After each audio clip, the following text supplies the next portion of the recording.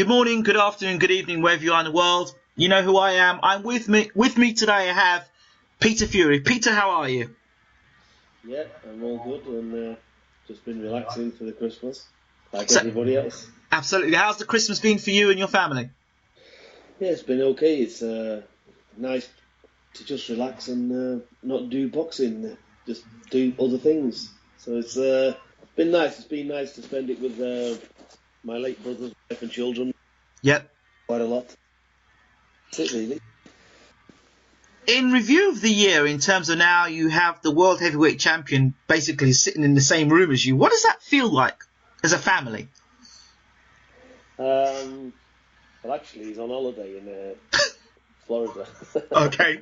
So he's not sitting in my room. But no, Okay. I know what you mean. Yeah. It's fantastic. It's what we work for. It's a fantastic achievement,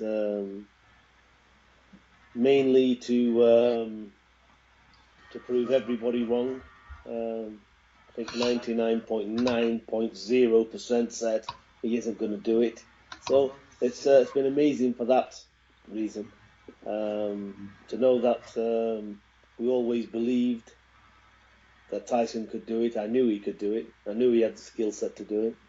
And this is let this be a lesson for everyone who never let anyone put you down.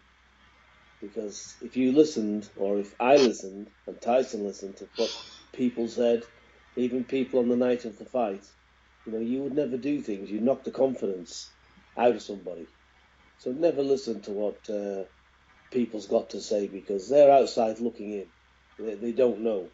So you have to achieve things in life, you have to have that self-belief, self-confidence, and trust in what you do. What is your take on it now that you are in a position of being, have the championship of the world and having all these experts? Has anybody come up to you and said to you, look, I'm sorry, I didn't mean that, got it completely wrong? Have you had anybody own up, or have you had people being still quite staunch in their belief system? No, I don't think anybody's to say that they need to be sorry. I got it wrong. It's not personal. I'm certainly not taking anything personal that any boxing pundit said or whatever. It's just what it is, and I'm not having a dig at them, meaning to say you don't know anything. That's not what I mean at all. Right. What I mean is it's just self-gratification that a lot of people got it wrong with Tyson, and it's just that's all it is. There's like nothing personal. I'm not upset or whatever. Everybody's got their opinion. So, like I said, it's just personal gratification that a lot of people was proven wrong. What's been your take on the whole kind of chaos around Tyson's comments and the sports personality of the year, and then the subsequent him coming forth in the sports personality of the year? What's been your thoughts about the whole thing?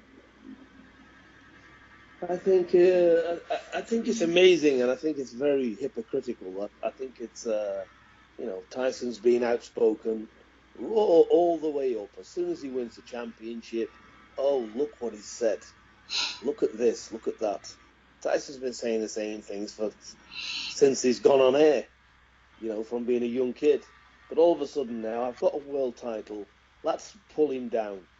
I tell you what, let's not just proclaim a heavyweight world champion from our shores has done something that nobody else has done for God knows how long, but nobody thought he could do it. Let's not proclaim him. Let's shoot this kid down. So what kind of message does that send out? It's not good. And when we talk about sports personality of the year, I mean, Tyson, if you look at those four people, the three people above him, none of them had the sort of personality that Tyson's had. None of them have brought more viewers to a sport that as Tyson has. And in terms of achievements, I think his achievement's quite a great achievement. To dethrone a long-reigning world champion, potentially one of the greatest fighters of all time in his division. A lot of people were proclaiming him as that beforehand. Tyson beats him, and he doesn't need to get the accolades. I think what was this award really about? Was it a personality award, or was it an award on achievements? Which one was it? Or was it a political award? No, I'd just like to know what it is, because if it's on achievements, not everybody likes boxing.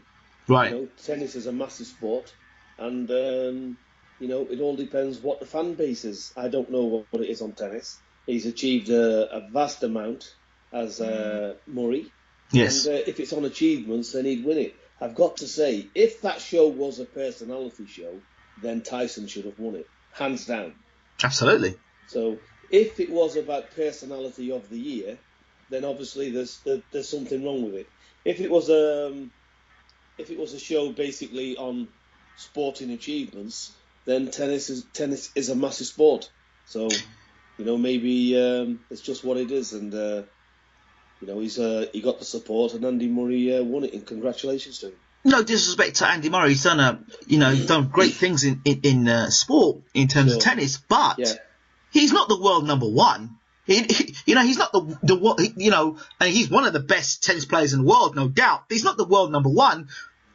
Tyson beat the world number one, which is Vladimir Klitschko. He did, and it's a fantastic achievement. But also, let's give Andy Murray the full credit. He's got to go out there. It's similar. It's not, he's got to go out there with all those people. And, there is a big team at the back. There's a team with everything, whether it be car racing, Formula One, tennis, any combatant sport with two people. There's a big team at the back. So he still had to go out there one-on-one and beat the guy on the tennis court. So let's give Andy Murray the maximum credit. He still had to go out there and win his world championship. And that's a very mean feat, because we all know how much talent's involved in that. So I'm not going to sit here, take anything away from him altogether. But the right man won it. He got his more votes. And best of luck to him. Congratulations. Did you think his comments... Do you think Tyson's comments that he made, what's your standpoint on his comments, in your personal opinion? Should he have said it, or he should have said it? That's just Tyson for you. Well, Tyson's going on his beliefs, but he's he got it wrong insofar as, or I should say, people's jumped on something to make it wrong. Where he's looked up and said, gays are the... Well, I don't know exactly what he said, because I've never read the paper anyway. Right. But he mentioned in the same phrase gays, rapists, and paedophilia in the same light. What he should have done is distinguish that, because look, our Christian beliefs are not, we're not, obviously I'm not gay, so I can't relate to somebody who's gay. But live and let live. You got a free will in this world to do what you want. It says that in the Bible. It's up to anybody if they want to practice. No man can judge another one. That's a fact. So I think what he should have said, and I had a conversation with him after. I said, look, you've got consenting individuals. I said, how can you put a consenting individual, against a rapist or a paedophile? He said, well, no, I don't mean like that. He said, obviously they're not the same. I said, well, that's what they're saying. I said, and that's how they're portraying it. Well, he said, I don't care. I didn't mean it like that. So, so I don't really see the big fuss in it. It's been turned the other way. If Tyson did stand by that viewpoint, and that was what he meant, then I can understand it. Then there would be an outcry, because, listen, we've got a lot of homosexual people in the world today. So it's up to them how they live their life, what they want to do. People's got children who's like this. What can they do about that? It's just what it is. We've got to just get on with life the best way we can get on with it, and let everybody get on with theirs. The only thing, look, I'm steadfast against, and I'm sure Tyson's steadfast against, because it's my family, is paedophilia and rapists, because for me, they want executing. That's what I would do with them. So I'm being absolutely clear on that. But as far as homosexuals go, they shouldn't even be mentioned in nowhere near the same light as them. Okay, well, that's been cleared up. The travelling community. How has Tyson being world heavyweight champion, how's that kind of gone back to the community, and how have they related to that, and what's the feeling about that? I think they will have responded to it very well. I know I don't see that many travellers, so for me, it's I don't get the feedback. Right. So I know Tyson's over in Florida, and I know he's swamped with travellers wanting to meet him and all of this. You know, he will be a hero in their eyes. Right. So I think it's been received very, very well. Are there any plans for Tyson and yourself to come to Ireland and meet the Irish people and talk to them and, you know, just to do kind of like a tour of Ireland as well, just to say thank you? Well, maybe all these things that Tyson will do. Right. We have to wait until he's back, and well, we have to wait and see. It'd be nice to have a fight over there, but it's wherever it makes most financial sense as well. Okay, let's move things a little further forward. Let's talk about Hughie Fury and his year, 2015. How's that been for you? Yes, he's had a decent year, hasn't he? How many fights has he had? 4? 4? Yeah, I'd say 3 or 4. Yeah. So he's grown up. He's another year older. So he's 21 now, and so he's 18-0 with 10 KO. So he's more or less ready. Ready for the big fights? He is, yeah. So we want to put him in big fights now. There's no point putting him in with journeyman like everybody else gets padded records with, because look at his last 2 opponents. You know, these are no better than what they've all been facing. But these here, look, what use are they? I'm not, no disrespect to the fighters, the way they are. But Hughie is far beyond that, and he showed what he does with journeyman anyway. It's 1 or 2 rounds like every other talented fighter can do. But what does that prove? It proves nothing. So I'm not interested in turning up, wasting all my training, wasting all our time to get into the journeyman and blast him out a couple of rounds so he can put his hands up and everybody thinks, oh, he's a killer. I'm not interested in that bullshit like everybody else. So, but look, every time he steps in there, he's got the experience now. Like I said, he's 18-0 and he's 21 years of age and he's ready to take that step. Let me ask you a question. Why do you think that Hughie doesn't get the exposure in the same way that maybe Joshua does? I know obviously got the Sky thing there, but do you think there's anything more than that? No, I just think Eddie Hearn's done a fabulous job for Joshua. They've got Sky as well, and they've propelled him because he's their main fighter. Right. And with my son, we've got Tyson, who's obviously been on the fringes of world titles, and it's all been about him, really. Right. Hughie's been looked at as just a young kid coming up. The interest has always been Tyson because he's been the one in the serious fights, and rightly so. So I think it's more of that, and that's what we're looking at. But we're not interested in that anyway. I'm interested in Hughie proving what he can do in the ring by his achievements.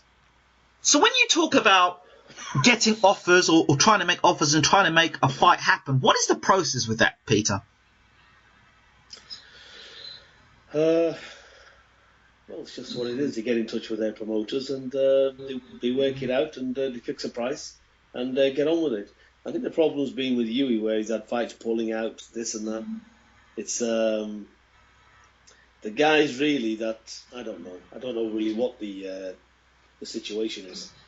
We can't really say. But when you've got gatekeepers, you call them, or decent journeymen, or not world class, but on the fringes of it, things go wrong. Pull out, start happening. Excuse me. Got a bit of a cough there. Yeah, I've always seemed to got a bloody cough. And this is what the problem is. So at least when we get now world level opponents, and we get it all signed and sealed, we're not going to get the messing around. We're not going to get the silly pull-outs. There's a true saying, you get what you pay for. So if you've got a young up-and-coming fighter and he's on 15, 20 grand, they can pull out. But if you've got a world-class fighter and there's a right lot of money involved in it, then they don't pull out. So this is another reason we're just going to take it to another level. And he's going to fight, he'll box, Hughie will box some of the best in the world. And he isn't going to wait and say, oh, he's too young, he's this or he's that. He's not ready. let's see if he's ready come the end of February, because he's fighting a world-class guy, whoever that is. I know you talked about end of February would be a big fight. Are we getting a big fight, meaning a top 10 fight, or are we talking a top 20 fight here? Well, I know the European title's wide open at the minute because Tafer's been stripped of it. I know we did try and I know Mick spoke about trying to make that fight before he was stripped. So maybe that's something for Hughie for the European title route. So whoever's next in line for that, I don't know, probably Alini or somebody like that. Yes, we'd be interested in that fight. So maybe that's something that can be made. So I don't think Alini he's not in the top 10, is he? No, no. But that is for a European It's a good fight, title. though. It's a good fight. So yeah, so we'd definitely look at that. So that I've already put that to Mick Hennessy. Yeah. And Mick Hennessy will obviously look at that and see what's available. If the European title is not available for whatever reason, then we'll definitely look at a top 10 world fighter across the sanctioning bodies. Can I be a cheeky manager just for a moment? Yeah, of course you can. Go on. Thinking the IBF title that's been recently stripped of Tyson with Charles Martin and Glasgow. Now, those two guys are going to be fighting.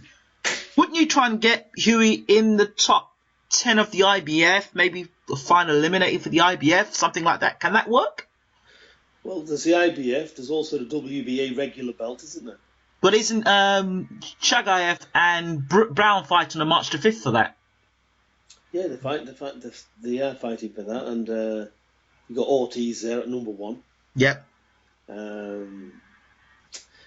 This is what I see with my crystal ball. Right. I see Ortiz being the next WBA regular champion. Right. I'm not interested who fights who, whatever. I see Ortiz being the next regular WBA world champion. Right. I think it's just a matter of time they can make that fight. I rate Ortiz as a very, very good fighter. Okay. Good boxing skills. I don't see anything in the WBA to trouble him at all. So I just see him, it's a matter of time before he gets his shot and relieves him of the belt. Right. So that's where I see the WBA. But yeah, so we'll have to see. There's the WBA, there's all different things. So what we are going to try and do with Hughie is get him 2 eliminators, which one will be the end of February. Okay. The next one will be on the Klitschko-Tyson undercard. Yep. After the Klitschko-Tyson undercard, he would then be in a mandatory position for whatever governing body we go down. Right.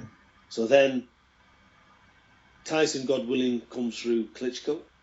Right. Tyson would defend his titles again later on in the year. Hughie would fight for a world title on that bill. What are your feelings on this rematch with Klitschko? I think Klitschko's going to come. He's going to bring something different. I think he's going to bring a lot. He's going to bring determination. He did the first time. I just see this fight. How can I really explain it? I think it's for Tyson to lose it again. Like I said in the first build-up to this fight, Klitschko's a phenomenal champion. He's a dedicated, personified. He's a great champion, still is. And I think it's for Tyson to lose, i.e., he's won the belts, he's took his concentration off the gas, or he's got too confident, thinking I'm unbeatable now, Klitschko hasn't got a chance. Any of these things creep into Tyson Fury's mind, you severely come unstuck against Klitschko. So they're the only things what I see where Tyson's got to keep his feet firmly on the floor. Still a serious task ahead of him. It's a very, very serious fight. Although Tyson won a unanimous decision and he outboxed Klitschko fairly comfortable, it was still a hard fight. It wasn't easy. So, it's these are 2 big guys, 2 talented guys, and Klitschko will come at it a lot different, a lot more aggression, and this time he'll look to definitely try and take Tyson out. He'll swing for the hills. He'll take chances because he has to do. because he's never going to outbox Tyson. I think he knows that from the first fight, and he knows what type of guy he's got in front of him. So to outbox Tyson is a no-no. He's got to come out from the get-go, put it on him, and see if he can get him out of there. But you know as much as I do, Peter, Leopard Reed doesn't change his spots. Klitschko getting out of his comfort zone and coming and attacking Tyson is completely against what Emmanuel Stewart taught him in the first place, and leaves himself vulnerable. And when he leaves himself vulnerable, he's more likely to get knocked out. So, a lot of people are saying that this rematch will be just a case of Tyson doing the finishing touches and finishing the career of Klitschko. There are others out there that believe that Klitschko had a bad night, and come the rematch, it'll be all put back the way it should be. Well, it's an intriguing fight. We have to see, but I didn't see anything that Klitschko had a bad night. I see Klitschko, he boxed as we thought he would box. He was super fit. He took some heavy shots in the 11th round. He seemed to, he fought with heart and determination. He's definitely not a quitter for sure. And, Klitschko fought the best he could. He was in the best shape of his life. He had the best training camp. He even had a month extension on it. So he took nothing to chance, because that's what Klitschko does. He takes nothing to chance. And I think for people saying he had a bad night, you've only got to look what Vladimir himself said after the fight. I couldn't hit him. So it was just what it was. So look, people need to understand, and you've just touched on it there, you can't land shots willy-nilly against somebody that can take your face off. You have to be cautious. The same way, if we listen to what Tyson said in the pre-fight, or I'm just going to walk through him as an old man and demolish him. When you're in front of him, it's another matter, because you get your face drove in. So, likewise, a lot of that fight was complicated because both of them are very, very clever boxers. They was offsetting each other all the time, and then it became a game of chess and a boxing match, because they're two very, very good defensive fighters. When you get two very world-class defensive fighters in the ring, it tends to be similar, panning out to how it pans out. So what we got to see here is Klitschko trying to break that mould. So it's for him to do. He will go back to the drawing board, he will have a look at it, and he'll want that rematch, and he'll want that win more than anything in his whole life. So it makes for just as exciting a fight, if not more exciting, because, again, you can't really predict the outcome for people on the outside looking in. But Klitschko certainly has to do a lot different than he's done. And he will realise that. And the only way to try and beat Tyson is to try and take him out. He's going to have to do something he's never done before in this situation, Well, he's got to do something he's not done before already. Exactly. So that's where he's at. He's not been beat for 11 years, so exactly. He's going to have to do something different. But it's a great fight. Absolutely. I believe whatever he does, I think Tyson's got the measure of it. As long as Tyson dedicates himself, takes the fight deadly serious, then we should have, and still, at the end of the fight. Germany or the UK? Well, we had a great reception in Germany. A lot of people say, it's this, that and the other, but we had a great reception over there. We got fair play over there with the judges and everything, as we see. So the German public was very welcoming to us. We had a fantastic time out there. So, but not taking anything away from Germany, we've gone there. Tyson's took the belts. We would like it back here. So we will try and make that fight in the UK for sure. Having been in Germany, and when you went, it was the Klitschko's land, it was their territory.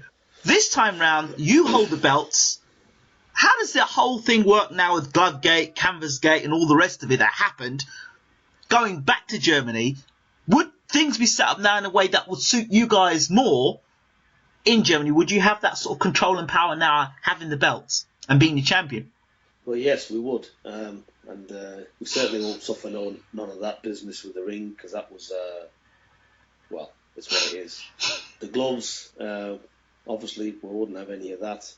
I think they was the only two main issues. But as far as going in people's backyard, as far as doing this and doing that. If you can fight and you're a world-class fighter, who gives a shit about these things? It's almost like being a bit of a prima donna, isn't it? You know, oh, I need this, I need that. Oh, I've got the edge. I want to come in last because I'm the champion. You know, with all this, I said to Mick Hennessy, give them the whole lot. Not interested. I said, Klitschko's the world champion. Let's get over there. Let's get in and have the fight. I said, let them have all these little advantages they see because they mean nothing when the bell goes. And my thought of thinking is right. They mean zero, do they? So the only thing we was not happy about was the ring and the gloves. I think that was they was the main two issues. And finally, just want to touch on this thing about your promoter, Mick Hennessy, when he had his toe-to-toe with Vitaly Klitschko. That was, for me, a great moment because it showed your promoter really showing a passionate stance with Vladimir Kiev, a formidable person in Vitaly Klitschko, and be able to go toe-to-toe with him and say, look, these things need to be done, and not holding back. That said a lot for Mick Hennessy, because I try and imagine other well-known promoters being in that same position, and I think to myself, well, had it not been Mick Hennessy and it been somebody else, they probably just been interested in the money rather than actually the safety of the fighter. Well, this is why, you know, we are one family. You know, Mick Hennessy is a personal friend of ours. It's not just about the business. Excuse me. So when we got there and we've seen all this going on, you know, and Mick, rightly so, you've seen how he was there. You know, this fight would have not taken place on that ring. And at the very, very end of it, that's what we said. You know, because it wasn't for taking the ring up. And we said, there's no point shouting. Can everybody be silent? And I think I said it to the head of the commission over there, and Vitaly as well. I said, are you going to take this canvas up or not? I said, but before you answer, let me just say this. When you give me a no, which I assume that's what you're going to do, because you've been saying no all along, that's what you're going to do. When I leave this arena, me and Mick, you will not be able to phone me up and say, right, we're going to take the canvas up. Because when you give me an answer and you say it's no, the fight is off. I said, I'm going back to the hotel, I'm picking Tyson up, we're going back on the plane. The fight is off, the whole lot, that's it. You won't put it back on. So I said, please give me the answer. Now you know this, give me the answer right now. Is it coming on or coming off? And obviously the answer was, it's coming off. So away we went and we got the fight on. No messing around, Peter Fury. No, because it's not about the money. You know, look, we've got money. We all live. Doesn't matter if you've got £1,000 or you've got 10 million. You can't do anything different. So it ain't about the money. It's about the win. It's about the honour of it. It's about going down in history. That's what I tell these lads of mine. It's about the prestige of winning. You've done something what nobody else can do. The money is secondary. It's 10th in my mind, because money's there anyway. So it ain't going to make you any different. It's not going to make you more of a man because you got 10 million or 50 million in the bank. It can make you less of a man because you can get an arrogant prick on it. So let's just look at it in the light of day. Money plays no part in my ambition in boxing. It plays a part to get the best of fair play, to be the best fighter on the planet. That's what I'm in this for. That's what Tyson and my son is in this for. And, you know, and Tyson has achieved that. So very, very happy for that. So to get us there and think, oh, they're going to suffer this ring because they're going to lose so much money, you know, they could lose the position, they could lose this, they could do that. Well, they banked wrong, because where 99% of other fighters would have accepted that and thought, well, if we don't, we're here, we're all going to lose revenues, we've all got wife and children to keep, we've got this and we got that. That ain't the scenario here. We're a close-knit family. And I wouldn't see Tyson get in there and perform at 30 or 40% of his natural ability for a world title, and let everyone, including ourselves, be robbed of this kid's natural potential, that ain't never going to happen. And Mick was of the same opinion as me. We was going home. So unless we'll fight anywhere in the world, in anybody's backyard, as you've seen, as long as we get fair play, meaning there's another man in that corner. He hasn't got concrete in his gloves. He's got a pair of proper gloves on like Tyson's got or Hughie's got. The ring is not like a marshmallow. It's a proper legal ring. Yeah? The bell's going to go. We get fair play with the judges, and away we go. And a decent referee. Yeah, a decent referee. So that's where we are.